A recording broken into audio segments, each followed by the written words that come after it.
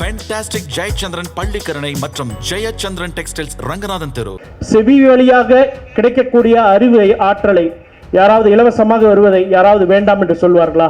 என்னுடைய சுயநலம்தான் நான் இந்த நிகழ்ச்சிக்கு நான் இங்கே வந்ததற்கான காரணம். வட இந்தியாவிலேருந்து எல்லாரும் பேசும்போது பார்த்தீங்கன்னா சொல்லுங்க ஜி, செந்தில் ஜி அப்படின்னு சொல்லுவாங்க. என்னன்னா ஹிந்தி வந்துருந்தா நம்ம தாய்மொழியும் போயிருக்கோம், அப்பாவோட இனிஷியலையும் மாற்றிருப்பாங்க. இப்போ பார்த்துருப்பீங்க, அமித்ஷா அவர்கள் வந்தாங்க, மோடி அவர்கள் வந்தாங்க, பத்திரிகையாளர்களே வந்து கருப்பு சட்டை போட்டுட்டு போனாலாம் உள்ளார அனுமதிக்க மாட்டாங்க, யாரும் கருப்பு சட்டை போட்டாலாம் அனுமதிக்க மாட்டாங்க. அந்த ஒரு திமிர் தான். நீ என்ன அனுமதிக்கிறது? நான் உள்ளார முன்னாடி கருப்பு சட்டை போட்டு திராவிடம் வெல்க என்று சொல்வேன், உன்னால முடிஞ்சதை பாருன்னு சொல்றேன் பார்த்தீங்களா? அதுதான் அந்த திராவிட திமிர்ன்றது. அண்ணா திமுக என்று போட்டு கொள்வதற்கு எந்தவித அருகரையுமற்ற ஒரு அரசாங்கம் தான் இப்போது இருக்கு. அவர்களை தூக்கி எறிந்து மாநில சுயாட்சி காக்கப்பட வேண்டும் என்றால் அந்த திராவிட திமிருடன்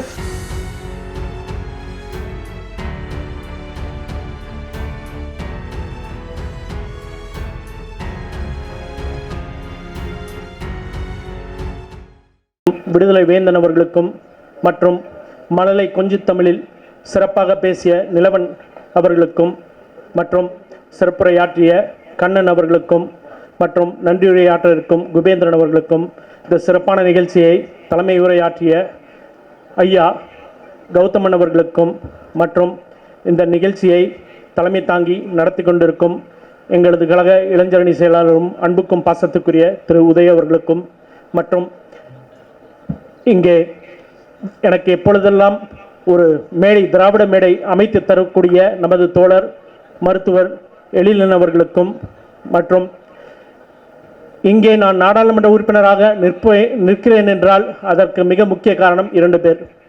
ஒன்று திரு அன்பில் மகேஷ் பொய்யாமொழி அவர்கள். எல்லா இடத்திலும் நான் பெருமையாக சொல்வேன், அரசியலில் என் ஆசான், my godfather, my mentor in politics Anbil Mahesh Poyyamozhi அவர்களுக்கும், இன்னொன்று திரு உதய் அவர்களுக்கும். சரி, நாடாளுமன்ற உறுப்பினர் சொல்லிட்டாரு, இவங்க தான் வந்து நாடாளுமன்ற உறுப்பினருக்கு அவருக்கு காரணம்னா, அதுவும் இப்போ வந்து நேர்காணல் நடக்கக்கூடிய சூழல், எல்லாருமே போயிட்டு அவங்க 2 பேரையும் எங்களையும் பண்ணி விடுங்கன்னு சொல்லாதீங்க.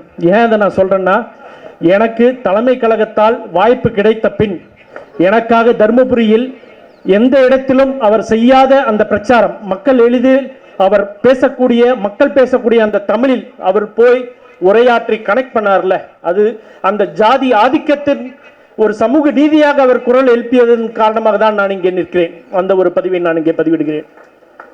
அதே போல் இந்த அத்தனை அண்ணாவின் நூல்களையும் கலைஞர் அவர்கள் 1974 ஈவேரா சிந்தனைகள் என்ற ஒரு நிகழ்வில் அவர் வெளிப்பட்ட ஒரு ஆசை, அண்ணாவின் நூல்களை யாராவது இதுபோல் தொகுத்து வழங்க மாட்டார்களா, எல்லாம் ஒருங்கிணைத்து செய்ய மாட்டார்களா என்று அவர் எண்ணிய காலத்தில் இளைஞரான நமது ஐயா இளவழகன், இளைஞர் தான், ஏன்னா யாருமே இந்த வேலையை செய்ய முடியாது, இளைஞர்களுக்கு மேலே இருக்கக்கூடிய ஒரு பற்று இருந்தால் தான், அண்ணா மேல் ஒரு காதல் இருந்தால் மட்டும்தான், அடுத்த சமுதாயத்தின் மேல், அடுத்து வரக்கூடிய இளைஞர்கள் மேல் அவருக்கு அக்கறை இருந்த ஒரு காரணத்தினால் மட்டும்தான் இந்த ஒரு ஆய்வகத்தை அவர் ஆய்வுபடுத்தியிருக்கிறார். இதற்கு கண்டிப்பாக அவருக்கு இளைஞர் இருக்கக்கூடிய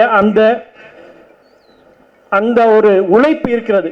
அதனால இளைஞரணி செயலாளரிடம் ஒரு சின்ன கோரிக்கையும், நிறைய இளைஞர்கள் பதவி இப்போ காலியாக இருக்கு, முடிஞ்சா ஐயா காதலர் இளவழகன் அவர்களுக்கு ஒரு பதவி வழங்கிடுமாறு இளைஞரணியில் நான் கோரிக்கை வைக்கிறேன். இந்த மேடைக்கு வந்து நான் தகுதியானவனான்னு கேட்டிங்கன்னா 100% நான் தகுதியானவன் அல்ல. ஒரு பேச்சாற்றலோ ஒரு இதுவோ எதுவும் கிடையாது. என்னை விட அதிக பேசக்கூடியவர்கள் வந்து நிறைய பேர் இங்கே இருக்கீங்க. தோழர் ராஜீவ்காந்தி இருக்கிறார், கோவையிலிருந்து நமது கார்த்திகை சிவசேனாதிபதி இருக்கிறார், தோழர் தமிழன் பிரசன்னா இருக்கிறார், நான் மிகவும் நேசிக்கக்கூடிய தமிழ் பற்று நமது தாயகம் கவி அவர்கள் இருக்கிறார். அப்போ ஏன் நான் இது மாதிரியான வாய்ப்புகள் நான் கேட்குறேன்னா, இது மாதிரியான வாய்ப்புகள் கிடைக்கும் போது என் சுயநலத்தினால் இதை நான் ஒருபொழுதும் விட்டுவிட மாட்டேன். செவி வழியாக கிடைக்கக்கூடிய அறிவை ஆற்றலை யாராவது இலவசமாக வருவதை யாராவது வேண்டாம் என்று சொல்வார்களா? என்னுடைய சுயநலம்தான் நான் இந்த நிகழ்ச்சிக்கு நான் இங்கே வந்ததற்கான காரணம். இப்பொழுது அறிஞர் அண்ணா அவர்களை 1967 69 2 ஆண்டு காலம்தான் அவர் ஆட்சியில் இருந்தார். ஆனால் அவர் ஆட்சியில் இருந்த காலத்தில், அந்த 2 காலத்தில் அவர் செய்த சாதனைகள் என்று பார்த்தீர்கள் என்றால், தமிழ் மண்ணை, இங்கே இருக்கக்கூடிய பகுத்தறிவை, திராவிடத்தை அவர் கோலூற்றி இங்கே வந்து வைத்து கொண்டு போயிருக்கிறார். யாருமே அதற்கு பின்பு வந்து அளிக்க முடியாத ஒரு சாதனைகளை செய்திருக்கிறார். அண்ணா வருவதற்கு முன்பு இங்கே 3 மொழி கொள்கை இருந்தது. அவர் வந்து இருமொழி கொள்கையாக்கிய பின்புதான் பார்த்தீங்கன்னா உலக அளவில் தமிழர்கள் வந்து அவர்கள் உடைய ஆளுமையை ஒவ்வொரு துறையிலும் நாம் சாதித்தோம் என்றால் நமக்கு தமிழ் மற்றும் ஆங்கிலம் எந்த துறை வேணாலும் எடுத்துக்கோங்க. உலகத்தில் மருத்துவத்துறையாகட்டும், வங்கித்துறையாகட்டும், கணினித்துறையாகட்டும், மென்பொருள் துறையாகட்டும், எல்லா துறையிலுமே வந்து தமிழர்கள் ஆதிக்கம் செலுத்தக்கூடியவர்கள். பாருங்க, ஒன்று தமிழ் தெரிஞ்சிருக்கும், ஆங்கிலம் தெரிஞ்சிருக்கும், அவங்களுக்கு எக்காரணம் கொஞ்சம் ஹிந்தி தெரிஞ்சிருக்காது. ஹிந்தியை எதிர்ப்பதற்கான ஹிந்தி திணிப்பை எதிர்ப்பதற்கான ஒரு களத்தை உருவாக்கி கொடுத்தவர் அறிஞர் அண்ணா. இல்லைன்னா என்ன இருக்குன்னா எல்லாமே வந்து ஹிந்தி மயமாக்கப்பட்டிருக்கும். ஹிந்தி மயமாக்கப்பட்டு இப்பவே தமிழ்நாடு இருக்கும்போதே வந்து வட மாநிலத்தில் இருக்கவர்களுக்கு தான் அந்த வாய்ப்பு கிடைத்திருக்கு. இங்க இருப்பவர்களுக்கெல்லாம் அந்த வாய்ப்பு மறுக்கப்பட்டிருக்கும். தமிழ் எங்கும் தமிழ், எதிலும் தமிழ், ஆட்சி மொழி தமிழ் என்று உருவாக்கியவர் வந்து அறிஞர் அண்ணா. அதே போல் சத்தியமவே ஜெயத்தே என்று அரசாங்க சின்னமாக இருக்கக்கூடிய தமிழக சின்னத்தில் அதை வாய்மையை வெல்லும் என்று உருவாக்கியவர் அறிஞர் அண்ணா. கோட்டையில் பெரிதாக இருக்கிறது தலைமைச் செயலகம் என்று அதை உருவாக்கியவர் அறிஞர் அண்ணா. அது மட்டுமல்ல, திருமதி, திரு, குமாரி என்று வார்த்தைகளை கொண்டு வந்தது அறிஞர் அண்ணா. ஆனால் இப்போ பார்த்தீங்கன்னா புதுசாக ஒரு ஃபார்மேட் கொண்டு வந்திருக்காங்க. வட இந்தியாவிலேருந்து எல்லாரும் பேசும்போது பார்த்தீங்கன்னா சொல்லுங்க ஜி, செந்தில் ஜி அப்படின்னு சொல்லுவாங்க. என்னன்னா ஹிந்தி வந்துருந்தா நம்ம தாய்மொழியும் போயிருக்கோம், அப்பாவோட இனிஷியலையும் மாற்றிருப்பாங்க. இப்போ என் பேர் செந்தில், எங்கள் அப்பா பேர் செல்வராஜ். தமிழில் சொன்னா செந்தில் சா, இல்லைன்னா இங்கிலீஷில் செந்தில் எஸ். இவங்களா எங்கள் அப்பா பேரை இனிஷியலி மாற்றிடுவாங்க செந்தில் ஜின்னு. இவங்களுக்காக வந்து நம்ம அப்பா பேரையும் மாற்றிடுவோம். இது மாதிரியான ஒரு கால சூழல் தான் நம்ம இருக்கோம். அதே மாதிரி பல்வேறு காலகட்டங்களில் பார்த்தீங்கன்னா அவர் உருவாக்கியது தான் இன்று வேற எங்கேயுமே செய்ய முடியாத சாதனைகள். 2 முத்தான விஷயங்கள் பார்க்கணும்னா, ஒன்று தமிழ்நாடு என்று பெயர் வைத்தது. அதுக்கு வந்து தமிழ்னு எடுத்துக்கிட்டாலும் சரி, நாடுன்னு எடுத்துக்கிட்டாலும் சரி, அந்த சிறப்பு வந்து வேற எங்கேயுமே கிடையாது. வேற எந்த மாநிலத்திலும் இந்தியாவில் கிடையாது. அதாவது தாய்மொழி தமிழ் கொண்ட மாநிலத்தின் பெயர் இந்தியாவில் தமிழ்நாடுக்கு மட்டும்தான் உண்டு. வேற எந்த தாய்மொழிக்கும் வந்து அந்த மாநிலத்தின் பெயர் கிடையாது. அதே மாதிரி அவர் மாநில சுயாட்சி பேசுறாரு, ஆனா நாடுன்னு நீங்க கொடுக்க மாட்டீங்க, நீங்க என்னடா கொடுக்கறது, நாங்களே எடுத்துக்கிறோம் சொல்லி தமிழ் நாடுன்னு வச்சாரு பாருங்க. வேற எங்கேயுமே வந்து அது சொல்ல முடியாது. இன்னைக்கு கூட நம்ம சொன்னா இந்த நாட்டின் முதலமைச்சர்னு தானே சொல்றோம். உலகத்திலேயே கூட பார்த்துக்கிட்டீங்கன்னா தன் தாய்மொழியை கொண்ட நாடு எங்கேயாவது இருக்குமான்னு தெரியல. ஆனா இந்தியாவில் வேற எந்த மாநிலத்திலுமே தமிழ் என்ற அந்த மொழி தாய்மொழியை சார்ந்து எந்த ஒரு மாநிலத்திற்கும் அதன் பெயர் கிடையாது. இது அத்தனையும் சாதித்தவர் வந்து இது மிக முக்கியமான ஒரு முத்தாப்பான ஒன்று.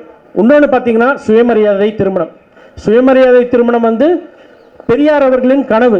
அதை சட்டமாக்கியவர் பேரறிஞர் அண்ணா அவர்கள். அதன் மூலம் வந்து கிடைத்தது.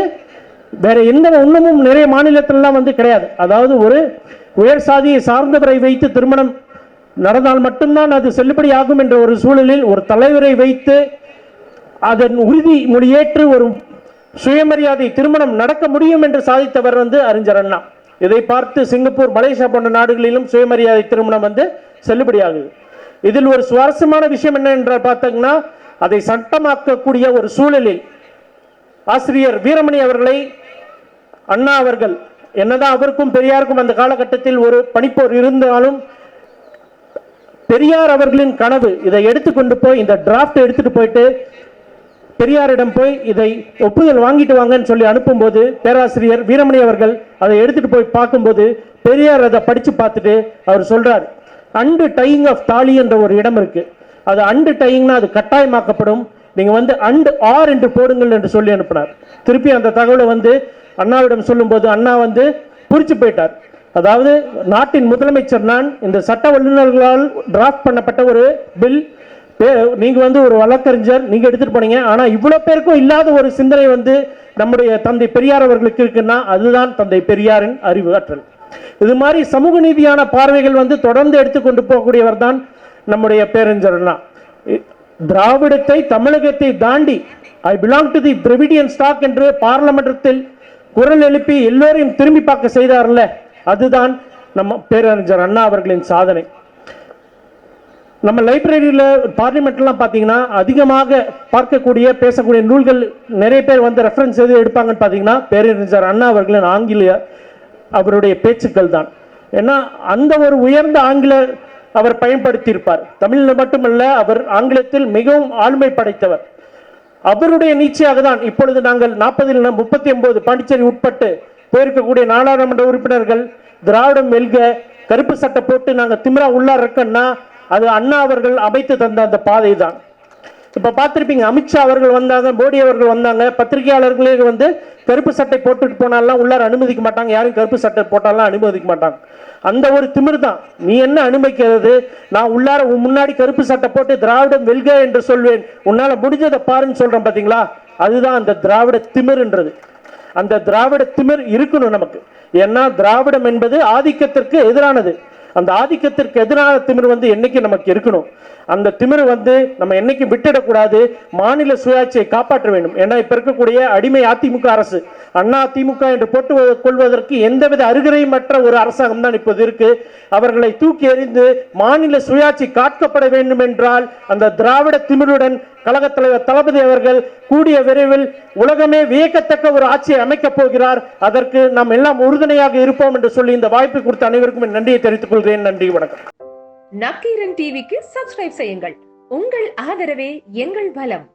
நக்கீரன் இதழில் சசி அரசியல் துறவரம், சூரியனுக்கு நிகராக இலை, கரார் எடப்பாடி, அதிமுக தொகுதி கணக்கு, சிக்கிய அமைச்சர் பணம், லஞ்ச ஒழிப்புத்துறைக்கு மிரட்டல், உள்ளிட ஒதுக்கீடு, ஓட்டா வேட்டா, வாங்க ஒரு கை பார்ப்போம், ராகுலின் உப்பு யாத்திரை, அரசு ஊழியர்களுக்கு தடியடி, முதல்வர் வீடு முற்றுகை, சிறை அபராதம், சிக்கலில் வைகுண்டராஜன், அமைச்சரை போட்டு கொடுத்த ஆட்சியர், ஆய்வுக் கூட்டத்தில் பரபரப்பு, ராஜேஷ் தாஸ் லீலைகள், அம்பலப்படுத்தும் அதிகாரிகள் வாட்ஸ்அப், பெண்கள் மீது போலீஸ் வன்முறை, ஓபிஎஸ் மாவட்ட பதட்டம், 565 கோடி அரோகரா, காவிரி சரபங்கா, விவசாயிகளுக்கா கான்ட்ராக்டுக்கா, ஸ்டாலின் குணசேகரன் எழுதும் செவ்வணக்கம் தாப்பா, திமுக கூட்டணி இழுபறி, இன்னும் பல எக்ஸ்க்ளூசிவ் செய்திகளுடன் உங்கள் நக்கீரன் இப்போது கடைகளில்.